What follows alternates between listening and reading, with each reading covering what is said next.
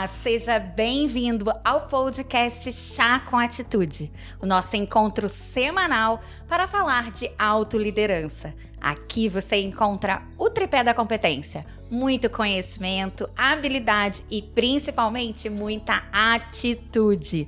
E como você já sabe, semanalmente nós temos um convidado especial para brilhantar o nosso podcast. E hoje não será diferente. Mas antes de apresentar a convidada de hoje, não esqueça de curtir o nosso episódio e compartilhar com aquele seu amigo que também precisa melhorar a sua performance no ambiente de trabalho, no ambiente pessoal ou mesmo investir no empreendedorismo. Agora sim, com vocês, a Aline Moure. Ela é especialista em liderança, desenvolvimento profissional e também produtividade. Seja bem-vinda, Aline! Obrigada, Patrícia. Olá, pessoal, tudo bem? Gratidão aí pelo convite, fiquei muito feliz.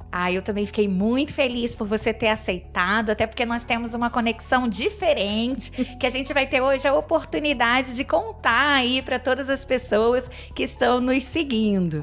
A Aline está comigo no livro Histórias Memoráveis. Pessoas que decidiram triunfar. Exatamente. Esse livro, Histórias Memoráveis, Pessoas que Decidiram Triunfar, é um projeto da Tati De Andela em conjunto com a editora Chave Mestra.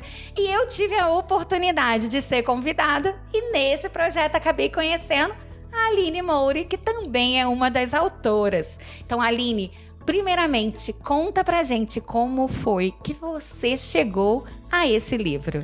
Bom, primeiramente, eu sou uma pessoa um pouco fuçada, então eu gosto de conhecer pessoas novas, sempre gostei dessas aventuras diferentes. E eu já conheci a Tati fazia um tempo. E eu pensei, caramba, eu gosto dessa área de palestras, eu gosto dessas pessoas que são impactadas pelo seu conhecimento.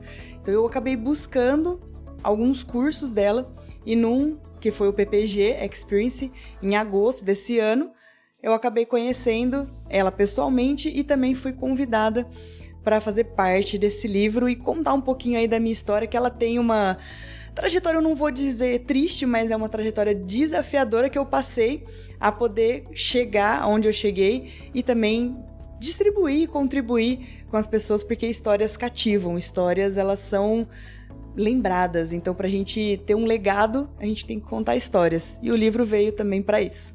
Muito legal, e quando você fala de PPG desse ano, já vem à mente que foi o primeiro ano que eu fui premiada. Como aluna da Tati, eu fui premiada pelo faturamento que eu alcancei com palestras e treinamentos, então foi um momento muito especial para mim.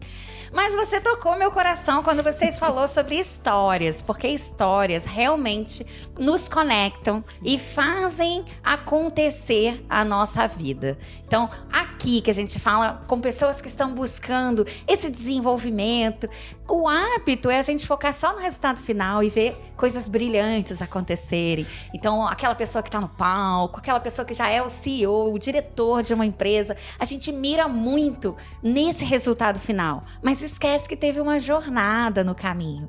Então, já que você falou que contou um pouquinho da sua jornada, mesmo se seja triste ou feliz, conta um pouquinho pra gente dessa sua jornada que fez você decidir largar a fisioterapia e focar em líderes. Como que foi isso? Vamos lá.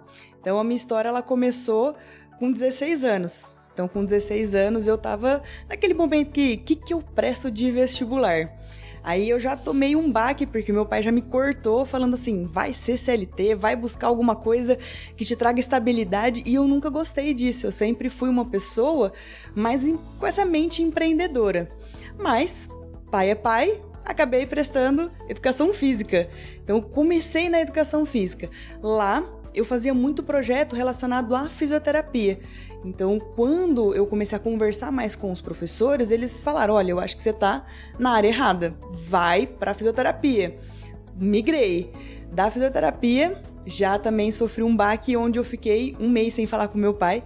Na verdade, ele ficou sem conversar comigo, porque faltava um ano para eu me formar na educação física, e eu fiz essa transição para fisioterapia. E a partir disso, eu me vi em outro mundo, eu me vi em outro patamar, onde eu tinha uma pessoa na minha frente e que eu não ajudava só no físico, porque a fisioterapia ela te ajuda a dar movimento, mas eu não ajudava só nisso, eu percebia que eu ia além. Então, nas minhas conversas, eu sentia que, caramba, tem alguma coisa aqui diferente. Eu tô ajudando as pessoas a darem um próximo passo. Então, pessoas que chegavam, por exemplo, com o joelho estourado. Vou fazer fisioterapia, além do joelho, ela se transformava em diretor, gerente, abria uma empresa. E ganhava autoconfiança, né? Isso, aquela autoconfiança que eu conseguia passar para as pessoas. E eu pensei, caramba, vamos aprofundar nisso, porque não é só a físio. Não é só o físico, tá acontecendo alguma coisa interna dentro. Então eu me especializei em liderança porque eu senti que os líderes, eles influenciam. Os chefes, eles na verdade desanimam e os líderes incentivam. Então eu falei, caramba, vamos ver a diferença? Estudei, me especializei e a partir disso eu falei, físio, obrigado pelo tempo que você me trouxe, mas agora é bola pra frente. Vamos palestrar, vamos me comunicar em relação a essa liderança. E foi aí também que eu entendi por que a gente tem que ter essa mudança interna, que aí foi onde eu fiz o desenvolvimento pessoal, e também a proatividade, que é pouco falada, é um pouquinho diferente de produtividade, mas a proatividade é você realmente escolher e se responsabilizar por aquilo que você está fazendo, por aqueles atos que você está fazendo. E eu vi que isso tinha muito déficit, principalmente aqui no Brasil.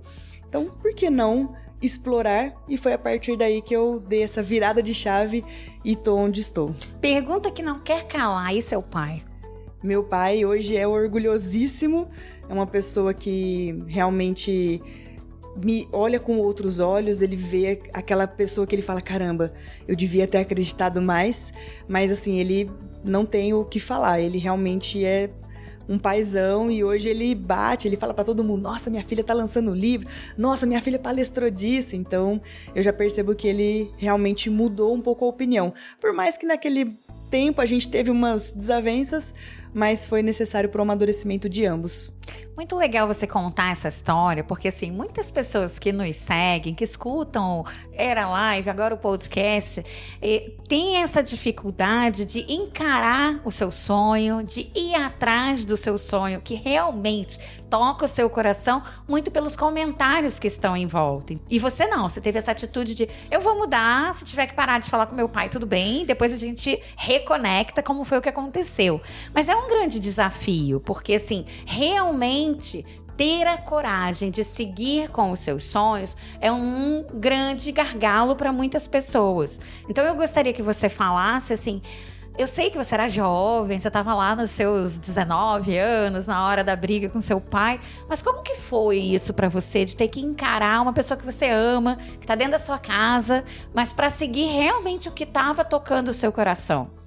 É difícil, é bem desafiador, mas o propósito de você entender quem você é e os seus valores fala muito mais alto. Então, eu não estava indo contra o meu pai. Eu não estava desafiando ele para provocar a ponto dele ficar negativo, sabe? Ao ponto de ser alguma coisa negativa. Mas eu estava mostrando para ele o caminho que eu queria seguir e que aquilo me faria feliz. Então, por mais que por aqueles momentos eu realmente teria que ficar sem conversar com ele ou, de repente, passar pelo que eu passei também, que a gente pode chegar lá, que é em relação a relacionamentos amorosos, o que eu sofri, mas são coisas que, quando a gente tem muito bem dito dentro da gente aquilo que a gente quer, que é como propósito, que é como algo que queima, uma missão que queima dentro da gente, a gente vence qualquer coisa. Então, entender que eu não estava desafiando o meu pai para machucar ele, mas sim para me valorizar e ele entender onde eu ia chegar, a gente passa e é tranquilo. Mas dá medo? Um pouquinho. Eu costumo dizer que assim, tem aquela máxima que diz, tá com medo, vai com medo mesmo. Eu mudo um pouquinho, né? Aquela coisa do, tá com medo, se prepara, busca conhecimento, melhora o teu domínio de conhecimento sobre o que você realmente tá buscando. Isso. E vai depois, porque você já tá um pouco mais preparado. E isso pra mim faz muito sentido. Quando você falou a história do seu pai, foi passando um filme aqui na minha cabeça, porque eu vivi uma dificuldade com o meu pai no meu divórcio. Porque também foi uma decisão que eu tomei, foi naquele momento ali, uma crise dos 40 antecipada, que eu falei, não tô feliz, eu já sou mãe, tenho tudo que eu quero profissionalmente, minha vida pessoal vai bem, viajei para todos os lugares que eu gostaria de conhecer, mas ainda não é tudo. E aí, numa família muito católica, você dar a informação pro seu pai, estou pensando em me divorciar, já foi virar a cara pra mim por algum tempo, do tipo, se você se divorciar, então não fale comigo, porque eu não criei filho pra ser divorciado. Só que isso são crenças, porque a gente tem até que entender que eles são de outra geração, né, Aline? Assim, eles viveram numa fase onde passaram mais necessidades. Então, quando eu fico imaginando aqui o seu pai, nem conheço, mas estou imaginando aqui a cena, é muito aquela coisa do... Já passou uma dificuldade antes, não quero que minha filha desista, quase se formando, para de repente ter que passar por dificuldades que eu vivi. Então, por proteção excessiva, acaba às vezes privando o filho de viver algo maior. E é muito bacana você contar aqui pra gente o quanto que você foi lá e fez, você desafiou, claro que não para confrontar, mas por algo que você acreditava ser o seu caminho, porque isso vai dar força para muita gente que tá nos ouvindo. Porque muita gente gostaria de seguir um caminho, mas tá lá na CLT, porque a família vai criticar se for por um empreendedorismo. Ou mesmo sendo um empreendedor, não sendo de sucesso, mas porque ganhou aquele negócio da família. Então, ele tem que tocar o negócio da família. Então, tem N situações onde o entorno faz muita diferença. Sim. E aí, a importância da autoliderança. Porque quando a gente fala do quanto a você ser proativo, você tomar as rédeas da sua vida, vai te permitir chegar no resultado que você tanto almeja. Isso. O que você ia falar da tua história difícil? Me conta desse relacionamento difícil que você passou. Vou contar, só vou trazer uma reflexão que eu ouvi esses dias de um palestrante e me fez repensar que a minha trajetória, às vezes é muito fácil a gente falar, tem coragem de fazer isso, tem a coragem para fazer aquilo. E muita gente coloca a esperança junto. Eu tenho esperança de que um dia vai dar certo. Eu tenho esperança de que meu pai vai voltar a falar comigo. Eu tenho esperança de que eu vou conquistar os meus sonhos. E o que eu ouvi desse palestrante me marcou, porque ele falou assim, esperança vem junto com medo. E às vezes o medo te bloqueia. Então, só ter esperança não te leva a lugar nenhum. Mas coragem é você ir e enfrentar, independente do medo. Então, você só vai. Por isso que a gente usa muito a palavra coragem. Porque a coragem, ela também te traz essa confiança de, cara, eu sei que eu tenho medo, mas eu vou. Igual você comentou, eu vou me preparar para aquela situação. Mas a esperança traz um medinho que pode impedir a gente. Então, voltando à história, eu com 16 anos, mais ou menos, nessa fase de passar no vestibular, eu comecei a namorar. E esse namoro, até então, lindamente. Ele começou muito legal, muito gostoso. Porém, quando a gente sofre um abuso psicológico, eu acredito que seja pior que o físico. Porque o físico você sente na pele, que foi naquele momento e foi naquela hora. O emocional não, o psicológico não. Ele vai te corroendo por dentro até um ponto que você está tão dependente daquilo que você não consegue se livrar. Então, durante 8 anos, eu fui ficando num relacionamento onde sonhos morreram, brilhos se apagaram, porque eu não tinha vontade de fazer as coisas, porque tudo que eu queria fazer, a pessoa me enterrava. Tudo que eu pensava em fazer, ele me colocava lá para baixo, como se eu fosse um nada.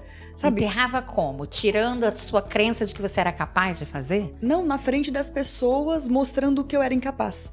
Que eu era burra, que eu não sabia o que eu tava falando, sabe? Realmente me difamando ali na frente de várias pessoas. E aquilo, querendo ou não, você vai perdendo o valor.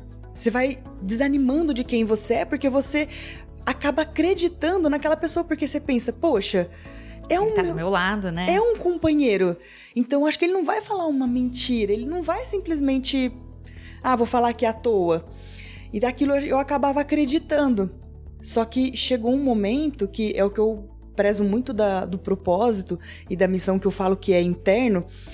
Eu cheguei num momento em que eu tava tão cansada, porque eu só chorava. Eu só chorava. Eu chegava à noite, eu chorava. Era de dia, eu chorava. Se alguém comentava sobre ele, eu chorava. E eu pensei, isso não é vida. Não é o que eu quero pra mim. Por que eu só choro? Se é alegria, por que eu tô nessa tristeza? Se relacionamento é A2 em convivência positiva, por que pra mim tá só negativo? E eu comecei a me questionar. Eu falei, peraí, é isso que eu quero pra minha vida? Não é. Mas eu consigo sair? Não, porque eu não acreditava em mim. Eu falava assim, vou perder ele e o que vai ser de mim? O que eu vou fazer? E ainda veio junto o meu pai ficando sem conversar comigo. Então aquilo juntou. Começa a ser mais do que uma pessoa falando. Isso, e por isso que eu falo muito da coragem e da autoconfiança. Porque eu sabia o meu valor, ele só estava apagado. Mas eu até conto no livro em relação a isso, da gente entender o que é o seu passado, o que é o seu futuro e o que é o seu presente. Então eu entendi o meu passado, porque eu sabia quem eu era, aquela pessoa alegre, animada, que tinha sonhos. E eu sabia onde eu queria chegar, porque antes do relacionamento abusivo, eu tinha muitos sonhos. E aquilo eu pensei, poxa, eu tenho tantos sonhos, tá tudo morto, tá tudo apagado. A gente não pode ser assim. Só que como que tá o meu presente? Poxa, nem existe. Porque eu vivia no passado pensando, caramba, quem era aquela Aline? Mas eu não conseguia ir pro futuro porque eu tinha aquele relacionamento que eu não saía. Foi difícil, não é fácil sair, porque o psicológico, ele realmente mexe muito com a gente, mas eu não aguentava me ver mais chorando, me ver mais desistindo de sonhos, desistindo de ser quem eu era.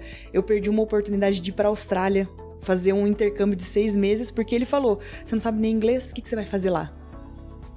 Então eu perdi várias oportunidades e que quando aquilo aflorou mais por dentro, eu falei, a hora é agora. E eu confesso que foram 6 meses. 6 meses, todos os dias pensando, como eu vou terminar? Como eu vou terminar? Como eu vou terminar? E às vezes eu chegava perto dele e eu não tinha coragem. E aquilo eu me desatava de choro e pensava, meu, eu preciso terminar. Até que um dia eu falei, ou é agora, ou é nunca. Ou eu mudo, ou eu continuo do jeito que você tá. Então por isso que eu não tinha mais... virada de página. Eu não tinha esperança, mas eu tinha coragem, porque não era aquilo que eu queria. E foi a hora que eu respirei fundo, vim pra Ribeirão, porque eu fiz faculdade em São Carlos. Vim pra Ribeirão, eu só olhei pra ele e falei, vamos terminar. Expliquei o motivo e assim foi. Então, daquilo eu confesso que eu fiquei um mês chorando, porque a gente tem a dependência psicológica. Porém, quando eu me vi livre, uma pessoa que eu era, aquela alegria, eu falei, caramba, por que eu demorei tanto tempo? Então, hoje eu vejo muita gente com medo de terminar, mas porque não conhece o que está atrás do muro. E é preciso coragem para falar, é isso que eu quero? Qual é o meu valor? Por isso também se autoliderar. Porque se você sabe quem é você e você consegue liderar suas emoções, aquilo que você pensa, fica mais fácil de você tomar atitudes. Nossa, sua história é impressionante. E eu tenho certeza que várias pessoas que estão nos ouvindo agora vão estar identificando o porquê estou na situação que estou. Seja por conta de um relacionamento abusivo, como foi o seu caso, ou mesmo de um relacionamento profissional que já passou do limite, já deu o que tinha que dar, Sim. ou várias outras situações. E isso é muito bacana de você ter a coragem de colocar isso pra fora mesmo aqui, de compartilhar. Então eu te agradeço até por essa sua transparência, porque é muito legal mesmo quando a gente consegue colocar pra fora algo que tenho certeza que foi muito difícil pra você, um período muito difícil, mas que hoje você venceu, superou e tá aqui através do livro, através das suas palestras, enfim, através do seu trabalho, ajudando outras pessoas a transformarem também as suas vidas com coragem, com atitude. Isso. Isso me conecta muito contigo, até porque, assim, foi aquele caminhar natural. Geralmente a pessoa só quer ver o palco, quer ver o sucesso, mas quando vai vendo a história, percebe que tem muito mais. O livro que nós estamos juntos é o meu 4º livro, Mas foi o primeiro que eu consegui colocar muita emoção. Porque até então, eu tinha contado no livro Empreendedores e Empreendedoras do Século XXI, eu contei como que eu fiz para vender a minha empresa, uma startup, por alguns milhões. Então, é um caso de sucesso. E muita gente me procura, até com a mentoria magia.com, que é baseada no modelo de gestão e liderança da Disney, mas foi o que eu criei e fiz o meu método acontecer para gerar esse resultado. Então, eu tenho muitos mentorados que são por isso, por conta do empreendedorismo. Mas, nesse livro das histórias memoráveis, foi onde eu parei e pensei, falei, caramba, o que falta de transparência na minha essência? Qual o momento que eu tô deixando só comigo? E eu consegui colocar em palavras um momento mais difícil da minha vida, que foi a perda da guarda dos meus filhos. Então, assim, escrever esse livro foi um grande processo de cura e grande processo de transformação. Hoje eu me sinto muito feliz de ter colocado isso no livro, de estar falando sobre isso em lives, em palestras, em vários momentos, porque eu tenho certeza que tem pessoas que estão nos ouvindo que muitas vezes se submetem a um relacionamento falido, enfim, há várias situações difíceis por medo, por falta de atitude, por falta de coragem de mudar. Porque é preciso muita coragem para mudar, ou não é? É verdade. E é legal porque eu tenho até uma frase que eu carrego muito comigo, que é: o mundo te trata do jeito que você se trata. Então, se hoje você se trata com desprezo, sem valor, sem brilho, vamos fazer do jeito que dá, vai empurrando tudo com a barriga, o mundo vai te tratar assim. Agora, se você passa a compreender quais são os seus valores, o que você realmente pode agregar, cara, isso muda tudo. Então é a hora que o mundo passa a te ver com outros olhos. Por mais que, como dizem, se você estiver sonhando grande ou sonhando pequeno, vão te criticar do mesmo jeito. Então, assim, saiba valorizar a sua história, porque eu vejo muita gente presa no passado. Se eu tivesse feito diferente, e se eu não tivesse ficado com aquela pessoa, e se eu não tivesse vendido a minha startup, e se eu não tivesse, então eu fico muito preso lá. E eu acabo não conseguindo criar sonhos ou criar metas para um futuro. Porque eu só consigo viver o presente a partir do momento que eu crio alguma coisa para o meu futuro. Porque senão não faz sentido. Nenhum, porque tudo começa com a sua verdade. O que você falou foi muito brilhante, porque é exatamente isso.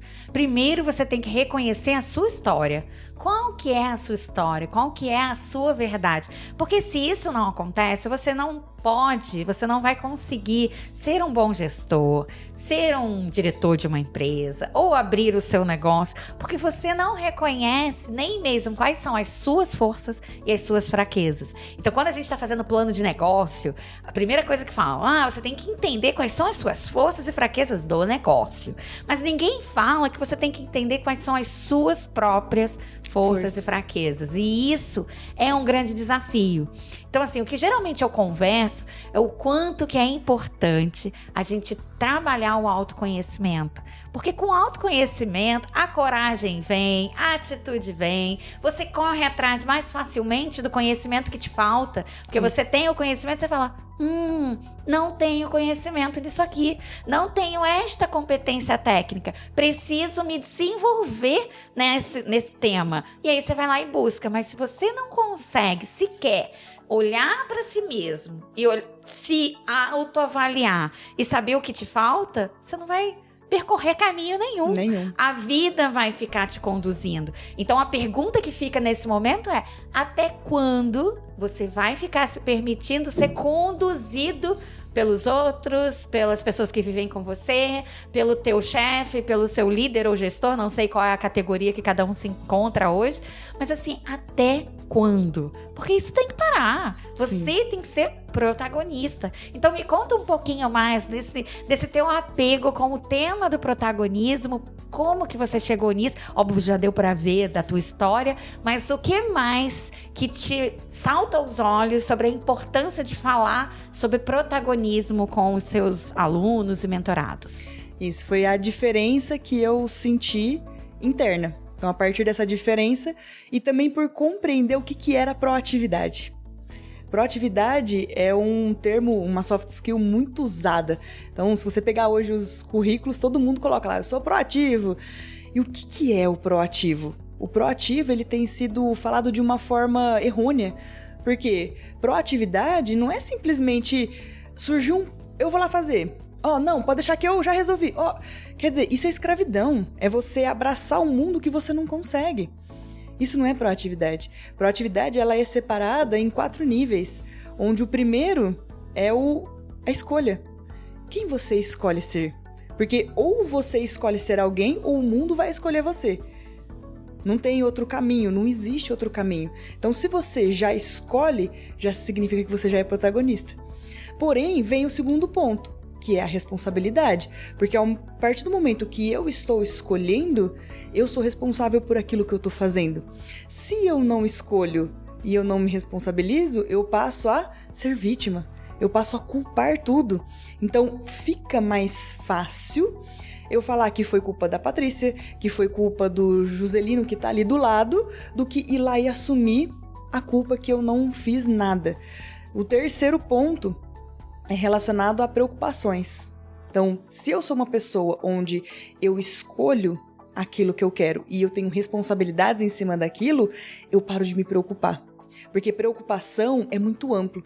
Preocupação é algo que às vezes eu não consigo mudar. Então imagina, eu tô preocupada porque você tá com essa blusa amarela e ela não tá legal. Mas às vezes eu não consigo mudar. E eu gasto muita energia pensando nisso.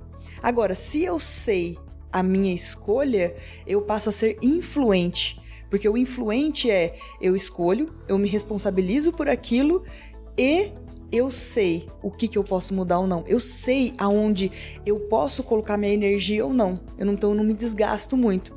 Se eu não sei quem eu sou, eu não escolho aquilo e eu também não me responsabilizo, eu viro vítima de uma sociedade, o que acontece? Eu me preocupo demais. É uma preocupação excessiva que não me leva a nada, só me deixa estagnado. E é onde vira a procrastinação. E o último ponto, que eu acredito que seja o mais importante, é ação e reação.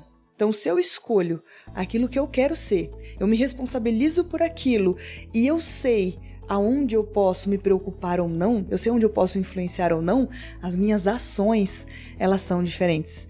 Se eu não escolho, eu sou vítima de uma sociedade, eu me preocupo demais, eu viro reativa. Eu não tenho ação, mas eu tenho reação. Porque a partir do momento que alguém fala alguma coisa, eu reajo. Se alguém pergunta alguma coisa, eu reajo. Eu não tenho atitude. Então, por isso que proatividade não é você sair fazendo tudo, mas é você saber escolher aquilo, que você está se responsabilizando por aquilo. Preocupado não te leva a nada, mas você tem uma ação em cima disso. Então, foi onde eu também busquei me especializar também mais em proatividade e foi o que me tornou também mais protagonista ainda, porque quando você olha para o passado, o que eu fiz com o meu relacionamento abusivo ou até com o meu pai? Eu fiz uma escolha. Eu escolhi me responsabilizar por aquela ação que eu estava tendo, que eu sabia que a única pessoa que podia influenciar era eu. E um ponto que você colocou que acho que é muito interessante é essa questão da influência. Porque assim, quantas vezes na vida a gente fica se preocupando com temas onde você não tem domínio para a solução daquele problema.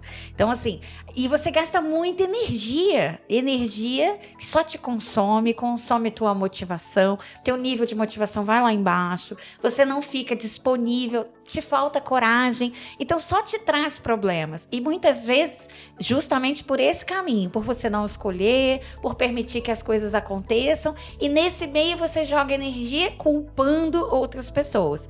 E esse culpar, porque é muito mais fácil, né? Convenhamos que é muito mais fácil. Se, não deu certo, não cheguei na hora porque tava um trânsito, o cara ruim de roda, tava na minha frente. Viu? Você se programou com tempo suficiente para chegar antecipadamente no seu compromisso? Não. Então, primeiro assume essa responsabilidade para você antes de colocar. Pode até tem umas intercorrências que acontecem mesmo. Mas antes de colocar a culpa no outro, primeiro tem que fazer essa autoavaliação. Sim. E isso é uma das coisas. Quando você foi falando, eu já fui vendo várias cenas aqui, porque é exatamente isso que acontece em muitos profissionais. Profissionais que Quer ver um exemplo que eu gosto muito?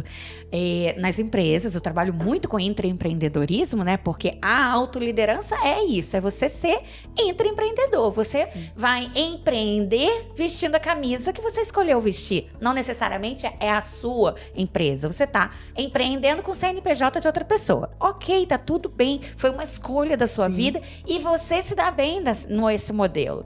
Só que, o que acontece? Alguém é promovido.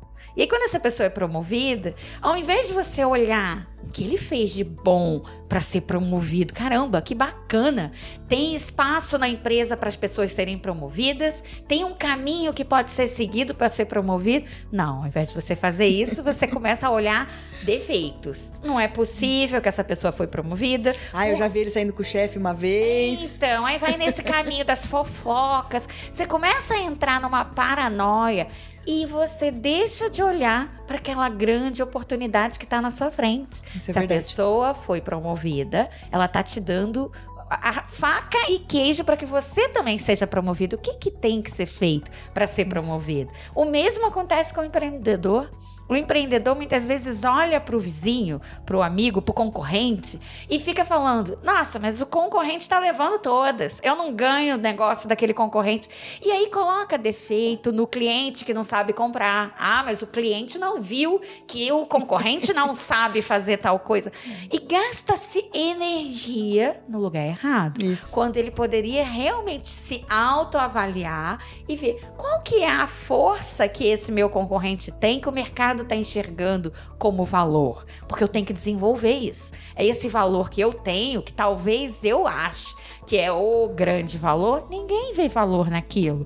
Então a gente tem que ser, sim, mais aberto ao autoconhecimento. E o que eu vejo, quando você foi falando da proatividade, é o quanto que as pessoas falham aí. Que é muito mais fácil colocar a culpa no outro. Sim. Mas gostei muito dos 4 pontos. Repete os 4 pontos para ficar bem claro para todo mundo. Vamos, eu vou repetir até voltando à minha história para vocês entenderem como isso fez muito mais sentido. Então, quando eu tava no relacionamento abusivo, quem que escolheu estar naquele relacionamento abusivo? Ninguém chegou para mim e falou assim: fica lá, vai lá, é bom para você. Eu escolhi. Então, eu escolhi estar naquele relacionamento abusivo. Eu me responsabilizei pelas atitudes que ele tinha em relação a mim. Entende? E quais eram as preocupações ou qual era a influência que eu tinha? Ficar quieta, abaixar a cabeça, entende? E a ação? Nenhuma. Então, quando a gente entende o que é ser proativo, é primeiro você. É você entender quem é você. E a primeira pergunta que eu tive alguns mentorados em que eles falavam: Aline, mas eu não consigo sair do lugar, eu não sei mais o que eu faço. O que falta pra mim? Eu falei: falta escolher. O que você quer da sua vida? Enquanto você não tiver muito claro um propósito, um objetivo de vida, você não vai sair do lugar, porque sempre vai ser o que o mundo quer. Eu quero ganhar dinheiro. Então o que o mundo tá fazendo pra eu ganhar dinheiro? Ser influencer, ser tiktoker, ser empresário, ele acaba migrando, pulando para coisas que às vezes não é o propósito dele. Então, a dica que eu deixo é: saiba escolher, porque depois da escolha fica fácil se responsabilizar, ter as ações em cima disso e saber a influência. Muito bom. A gente está caminhando para o fim, porque o tempo passa muito rápido quando a gente está gravando esse episódio. Mas eu ainda tenho algumas curiosidades sobre o que você falou.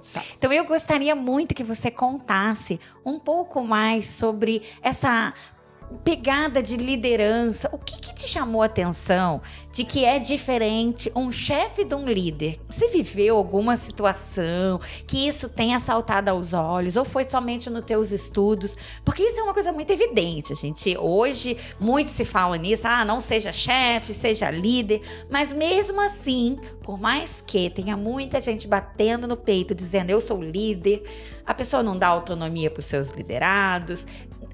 Exatamente assim que tem que ser feita a tarefa, então eu quero que seja feita assim. Então não dá nem sequer a oportunidade do seu liderado inovar e trazer ideias novas dentro da competência que ele tem. São coisas comuns que a gente vê, mas a pessoa bate no peito e diz: eu sou líder, eu levo minha equipe é muito bacana, eles almoçam comigo, eu sou líder. Não é bem isso, a gente já sabe, mas eu fiquei curiosa do que você falou sobre isso, então acho que tem alguma coisa aí pra você me contar. Tem sim. Eu fui fisioterapeuta por muito tempo. Então, quando eu trabalhava nas clínicas, o que eu sentia dos donos das clínicas? Que eles ficavam sentados, apontando o dedo, sem entender o que realmente estava acontecendo. Então, eles não queriam ouvir, eles queriam mandar. E aquilo me incomodava, porque eu falava, por que eles querem só mandar?